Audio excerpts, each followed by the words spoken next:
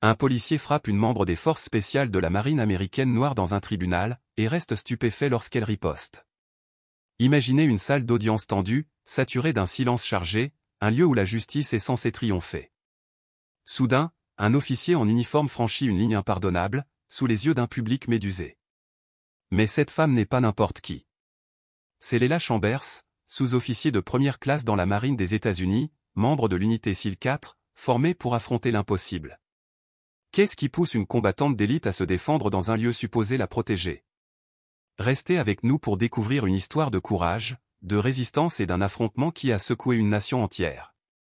Si vous aimez les récits haletants qui vous clouent à votre siège, abonnez-vous dès maintenant et activez la cloche pour ne manquer aucune de nos vidéos. Laissez-nous un commentaire, depuis où nous regardez-vous, et partagez vos impressions sur cette histoire bouleversante. Le tribunal vibrait d'une tension électrique à peine contenue. Des murmures emplissaient l'air comme un bourdonnement sourd, tandis que les avocats feuilletaient nerveusement leurs notes et que le juge Holloway prenait place sur son siège. Au troisième rang, Leila Chambers restait immobile, semblable à une statue taillée dans la détermination. Plus de treillis, plus de bottes tactiques, seulement un blazer noir et un badge du tribunal accroché sur la poitrine. Ses cheveux étaient tirés en un chignon strict, son dos droit, ses mains parfaitement posées sur ses genoux, les doigts entrelacés avec précision. Elle n'était pas là pour se faire remarquer, mais pour observer. Pourtant, Leila ne passait jamais inaperçue. À quelques mètres de là, son jeune frère Jordan, 21 ans, était assis à la table des accusés. Trop maigre, des cernes sombres sous les yeux, il tentait d'avoir l'air calme, mais ses regards fuyants trahissaient son angoisse. Il cherchait Leila du regard toutes les quelques secondes. Et à chaque fois, elle lui répondait par un léger hochement de tête, un message silencieux, « Je suis là. Je veille sur toi. » Face à eux, l'officier Darren Colton affichait une arrogance pesante. Les bras croisés, le torse gonflé dans son uniforme, il laissait échapper un ricanement sourd, juste assez fort pour qu'on l'entende. Leila l'observait attentivement, plissant légèrement les yeux, enregistrant chaque geste, chaque nuance de son attitude. Elle avait déjà vu des hommes comme lui, dans d'autres pays, sous d'autres uniformes. Le vrai danger n'était pas le pouvoir, mais la conviction d'être au-dessus des lois. Le marteau du juge Holloway claqua brutalement. Affaire numéro 5872B, l'État contre Jordan Chambers. Un silence tendu s'abattit sur la salle. Jordan se leva, les chaînes à ses poignets cliquetant comme un écho d'injustice. L'avocate commise d'office, visiblement épuisée, s'approcha du pupitre. « Votre honneur, nous appelons Leila Chambers à la barre. » Un murmure parcourut la salle. Leila se leva, se déplaçant avec la grâce assurée de quelqu'un qui connaît parfaitement la force et les limites de son propre corps. Chaque pas était précis, empreint d'une puissance tranquille. L'huissière, une jeune femme dans la vingtaine, recula instinctivement lorsqu'elle la vit s'approcher, comme attirée et repoussée à la fois par une force invisible. Leila monta à la barre, leva la main droite et prêta serment. Sa voix, ferme et maîtrisée, coupa net le silence. « Veuillez indiquer votre nom et votre profession pour le procès-verbal. » Elle fixa le procureur droit dans les yeux. Leila Chambers. Sous-officier de première classe, marine des États-Unis, unité SEAL 4. L'air sembla se figer dans la pièce. Un silence total.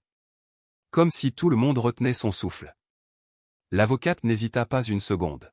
« Mademoiselle Chambers, pourquoi êtes-vous ici aujourd'hui ? » »« Pour témoigner en faveur de mon frère. » Sa voix ne trembla pas. Ses mains restèrent posées, immobiles, sur ses genoux. Jordan était-il impliqué dans le prétendu vol du 11 mars, demanda l'avocat. Non, répondit-elle. Il ne l'était pas. Et comment le savez-vous? Parce qu'il était avec moi, dans mon appartement. Il était en permission. Avez-vous des preuves? Oui. Les registres de vol, les enregistrements des caméras de sécurité de l'immeuble, et une voisine qui nous a vus à 10 heures du soir, lorsqu'elle m'a apporté un ragoût de bienvenue. Un léger rire s'échappa de la galerie. Le juge leva un sourcil. Colton s'agita sur son siège, mal à l'aise. Le procureur se leva en ajustant sa cravate avec une arrogance feinte.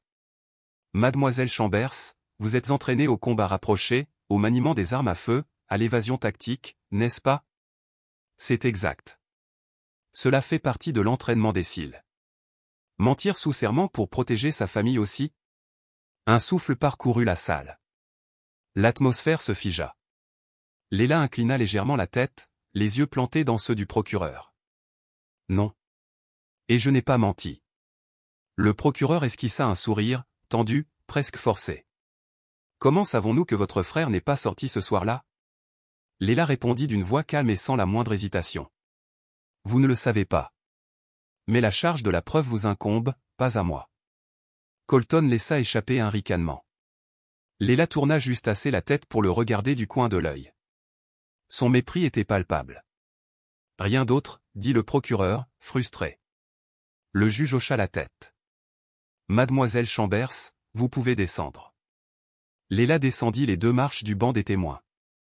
Ses talons claquèrent doucement sur le sol poli. C'est alors que cela arriva. Colton se leva et s'approcha d'elle. Son coude se projeta soudainement, venant heurter son flanc dans un geste rapide et intentionnel.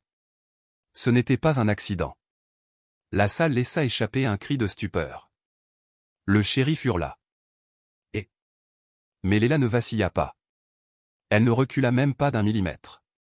Le visage de Colton se tordit en un rictus de satisfaction. Le marteau du juge s'abattit. Silence.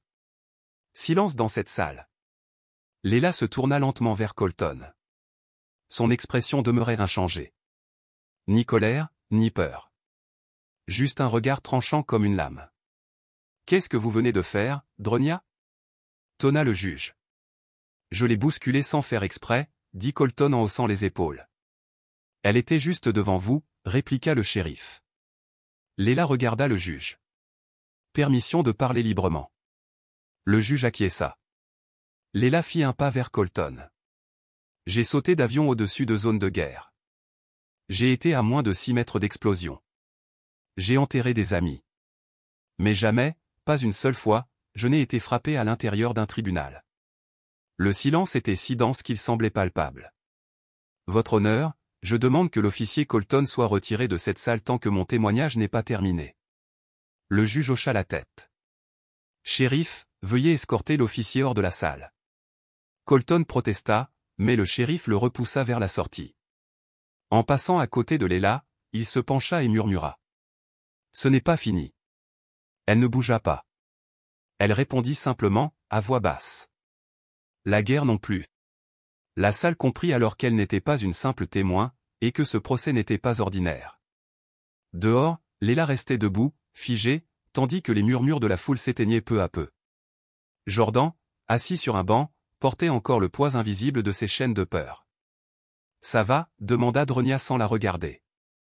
Elle expira lentement, comme si elle émergeait d'une longue plongée. Tu ne retournes pas là-dedans aujourd'hui. Jordan leva les yeux, épuisé. Ils veulent que j'accepte un marché. 4 ans de prison, un casier judiciaire, et tout s'arrête. Tu l'as fait? Il la fixa, blessé. Bien sûr que non. Alors ne dis plus jamais que tu veux que tout s'arrête, pas quand tu n'as rien fait. Ces mots étaient fermes, mais son ton restait doux, celui d'une sœur, toujours restée l'ancre dans la tempête. Soudain, un homme en costume gris s'approcha. Agent Riff, dit-il en tendant une main. Noah, répondit Léla, avec une pointe de familiarité. J'ai entendu ce qui s'est passé là-dedans. Tu as secoué un nid de guêpes. Colton a déjà déposé une plainte, affirmant que tu as menacé un officier. Léla laissa échapper un rire sec. C'est lui qui m'a frappé. Je l'ai vu, ajouta Noah. Mais les enregistrements sont effacés en ce moment même. Léla serra la mâchoire. C'est de l'obstruction. C'est un mardi normal ici, murmura Noah. Noah expliqua que Colton n'était pas un cas isolé. 6 plaintes pour usage excessif de la force, toutes rejetées. Des victimes qui disparaissaient ou changeaient subitement leur version. Il nous faut des preuves irréfutables, dit-il. Léla griffonna un nom dans un carnet. Xavier Bell. Un ami de Jordan. Arrêté par Colton. Trouve-le, dit-elle à Noah. Et toi, que vas-tu faire? Attirer leur attention, répondit-elle, d'un ton glacé comme l'acier. Ce soir-là, Léla accéda à des serveurs restreints depuis un vieux portable, utilisant encore son autorisation militaire. Elle trouva ce qu'elle cherchait, des séquences de caméras corporelles manipulées, des rapports falsifiés, et la vidéo du tribunal, dissimulée dans un répertoire mal protégé. Tout y était. Le coude de Colton, sa grimace, le calme imperturbable de Leila. Elle sauvegarda tout sur un disque dur. Jordan, qui l'observait, murmura. Ils viendront pour toi. Elle ne s'y a pas. Qu'ils viennent. Le lendemain, elle rencontra Leia Banks, une journaliste réputée pour révéler les vérités que d'autres préféraient taire. Dans une salle improvisée, l'équipe de Leia visionna l'épreuve. C'est du solide, déclara Leia. Tu veux qu'on le diffuse en direct? Leila hocha la tête. Je veux qu'ils sentent les murs se refermer sur eux. À 7h30 du matin, la vidéo fut publiée. En quelques minutes, elle devint virale. À midi, elle avait atteint le Capitole. Mais ce soir-là, 3 hommes non identifiés firent irruption dans l'appartement de Leila. Elle les affronta sans hésiter, désarma le premier, projeta le deuxième au sol, brisa le poignet du troisième. Dites à vos chefs que j'ai survécu à bien pire, lança-t-elle alors qu'ils prenaient la fuite. Le jour du nouveau procès, la salle d'audience était comble. Le procureur, un homme différent, annonça le retrait de toutes les charges contre Jordan. Le marteau tomba. Jordan poussa un soupir, enfin libre. Leila posa une main sur son épaule, un léger sourire aux lèvres. Dehors, elle fit face aux journalistes. Ils virent la vérité. Il était temps de rendre des comptes. La nouvelle de l'arrestation de Colton et de l'ouverture d'une enquête plus large contre le commissariat se propagea rapidement. Ce soir-là, dans leur appartement, le calme régnait pour la première fois depuis des semaines. Jordan mangeait avec appétit, pendant que Leila, debout sur le balcon, tenait une tasse chaude entre ses mains. La ville scintillait sous la lune. Et même si le combat était loin d'être terminé, quelque chose avait changé. Elle pensa à tous ceux qui n'avaient pas eu de caméra, ni d'avocat, ni de sœur pour veiller sur eux. Cette victoire leur appartenait aussi. Et toi, que penses-tu de cette histoire? Que ferais-tu si tu étais à la place de Leila? M.